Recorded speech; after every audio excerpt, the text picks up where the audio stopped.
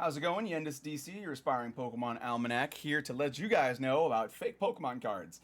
I posted a photo of this box that I got it recently in my story, and I put a little poll out asking if people were interested in learning a little bit more about fake cards, and it seemed like everybody was pretty interested in that. So I thought I'd make this video real quick here to kind of show you guys how you can look at cards and determine, or packs and whatever, and determine whether or not they're fake, as well as what steps you should take to kind of increase your odds of getting a good deal without getting scammed. So getting right into it, we have a Sun and Moon team up box. And I want to start by saying that I don't have any special tricks that you can't find on YouTube or anything like that about looking for fake cards. I bought this kind of knowing it was a scam from AliExpress, one of many resale sites that doesn't have as much sort of integrity and reputation as places like eBay. So if you do choose to buy on those websites, it's kind of at your own risk. There's not a lot you can do if you do get scammed to get reimbursed or, get that taken care of. So be very cautious with those. That's not to say they're all scams. I have bought off AliExpress and gotten exactly what I ordered before, but take that with a grain of salt, so to speak. So starting out, I just want to say that this is pretty obviously a scam. This one was a Sun and Moon team up box that I got for about 10 or 12 bucks after shipping. And normally this goes for like $2,000 at least, I found out. I didn't realize it was that expensive. I just knew they were expensive because this is the pack where you can get a lot of famous tag team cards, specifically that Latios kind of heart card that everybody's always going after, which I think in a PSA 10 right now for English is like $2,000 for that card. So a lot of people would pick these up if they found them at good deals. And I knew that there's got to be some other people out there going, but what if it is real? So, I thought I would take one for the team and get one of these boxes for you guys, so that way I could walk you through kind of what happens if you choose to do that. So I'm going to start by saying they did an amazing job at making this box look legitimate, as it did come with this Pokemon plastic on there, which, as far as I can tell, looks like legitimately licensed Pokemon. I don't know how hard it would be to Photoshop this and then print it onto some plastic. I don't know if there's like special printers they use to print these plastics or what, but I imagine somebody's able to figure that out pretty easily. So just be aware that there's a lot of signs that, in the old days and for a lot of people used to be indicators that they were buying a legitimate item. Things like the Pokemon plastic is one of those items that I've heard people talk about, saying, well, if you see that, you're probably in good shape, kind of things. Because if they just wrapped it in regular plastic, it's like anybody could have taken a hairdryer and done that. So to have this adds a layer of legitimacy to this that can help them scam a lot of people, so hurt you. So be aware that just because something on the outside does look legitimate, don't get caught up in the hype of the deals and things like that. For one, this isn't even what a box is supposed to look like. I don't know where they got this, because as you can see here, it's pretty legit. It's got real information, real arts, and the only thing wrong about it is this shape. Typically, these boxes come in a flat, squarish box with the packs like that, where they're front to back, not side to side, because booster boxes are primarily reserved for displays in stores. So they want them to be able to set them up where they can put up the little art, the pop-up art in the back, and then this sits there as the box that people buy packs out of. So this is already wrong, right? So that's kind of my first piece of advice is Google the item you're trying to get. Go to a reputable source like TCG Player, and you'll see here when I post it what one of these boxes is actually supposed to look like. And if you find that what you're looking at doesn't match those photos, it's probably a scam. No matter how much you try to convince yourself otherwise, no matter how close the prices seem, if you look up the photos and they already start off making you feel uncomfortable, just pass. It's not worth the risk.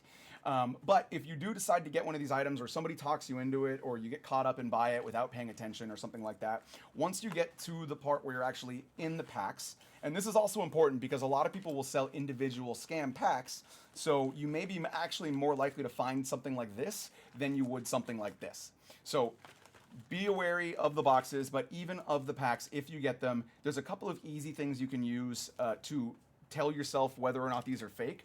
And here's a real pack of Pokemon cards, and they've always been like this. There's been some minute changes to packs over the years, but nothing so extreme as what we have here.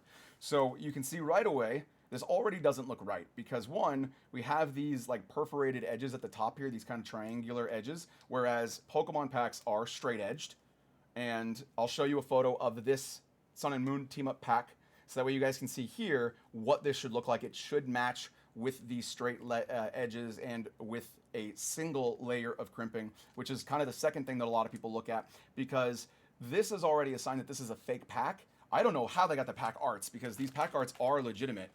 So I don't know where they got these from, but they're definitely not reseals. And that's normally the problem with buying individual packs, is that you're going to get cards that are fakes put inside packs packaging that are real, because a lot of people will open up the pack very carefully, slip out the cards, maybe take the hits out, maybe take all the cards out and replace them with nothing. Some people will just like peek in, and if there's nothing good, they'll reseal it, so that way it's even less likely for someone to notice that it was messed with.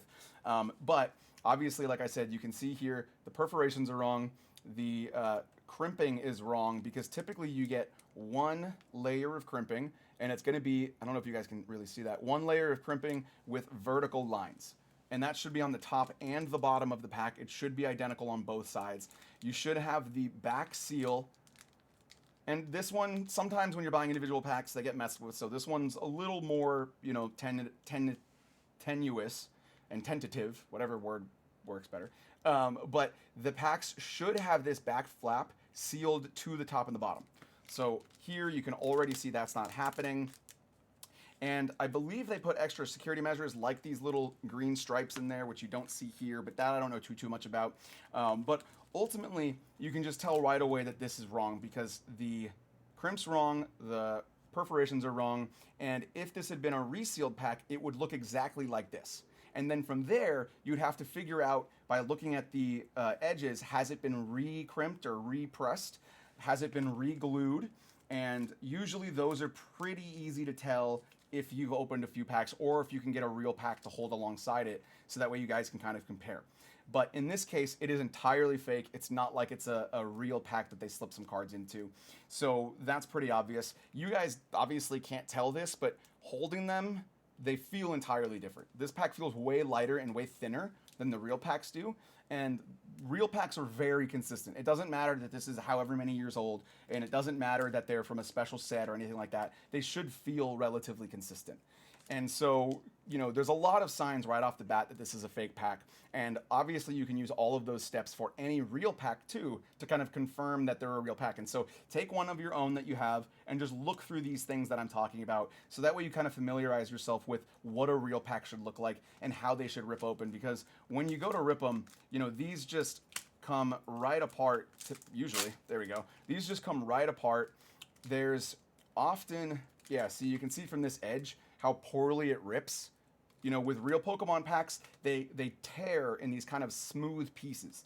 So if you're seeing this very like rugged edges as you're opening up your pack, and if it opens up too easy, it's probably a fake. If you have made it this far, unfortunately, or if you have like a kid who brought home a pack or something like that, and they've opened it, unfortunately, it's probably too late.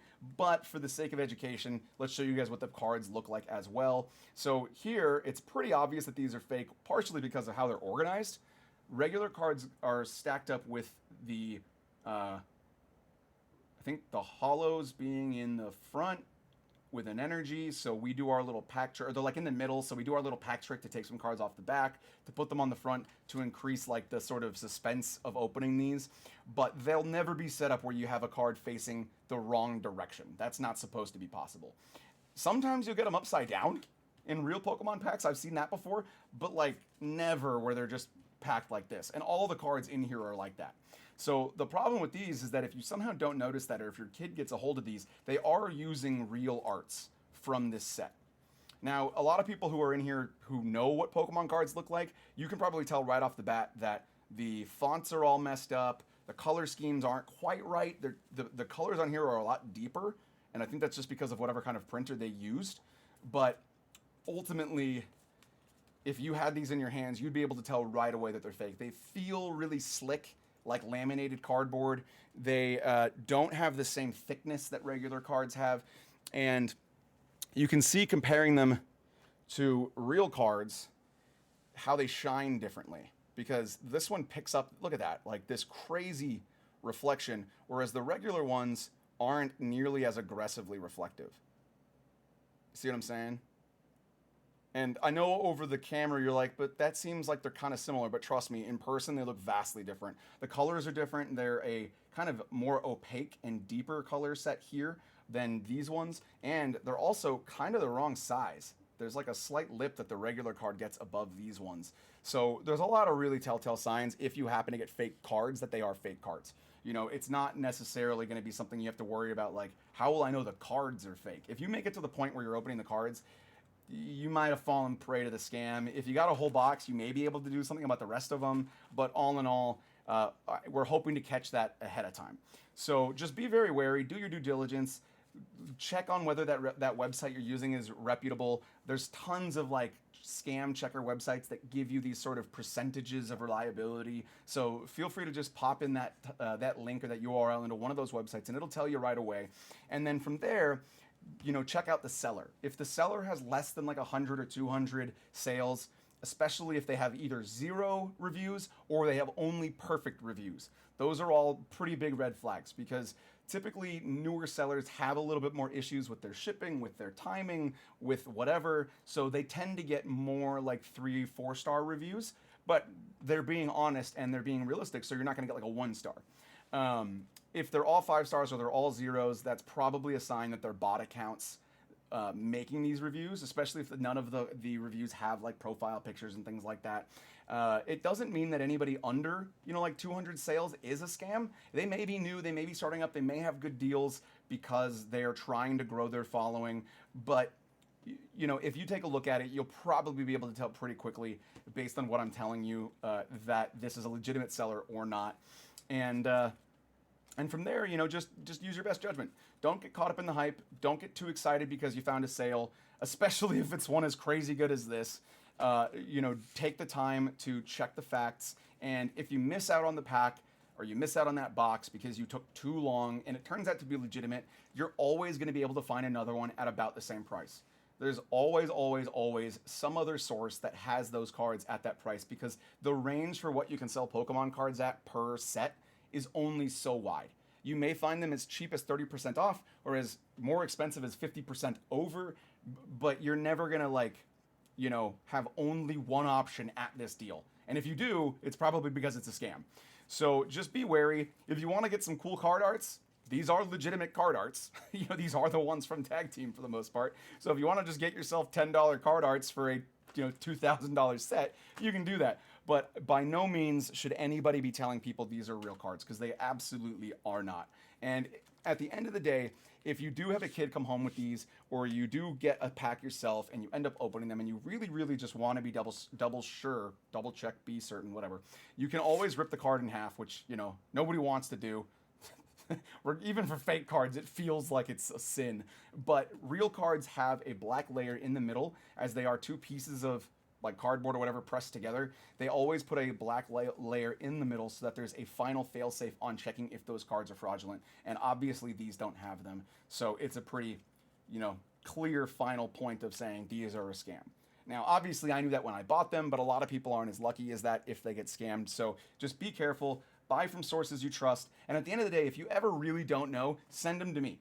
DM me, send me the links, send me the photos, whatever you got. I'm happy to help you vet any source. And I'm not going to steal your deal or anything like that. I don't care. I just want to make sure that none of us get scammed and that the community can continue to support each other in a positive, healthy way. Because right now, the scamming is at a crazy level that it's never been at before. And I don't know if that's just due to technology. I don't know if that's because the scammers know that there's a huge uptick in people returning to the hobby who maybe don't have the education to spot their fakes or whatever. But it's definitely a problem right now. So just be diligent, be careful, and trust your gut. If it feels like it's too good to be true, it almost always is.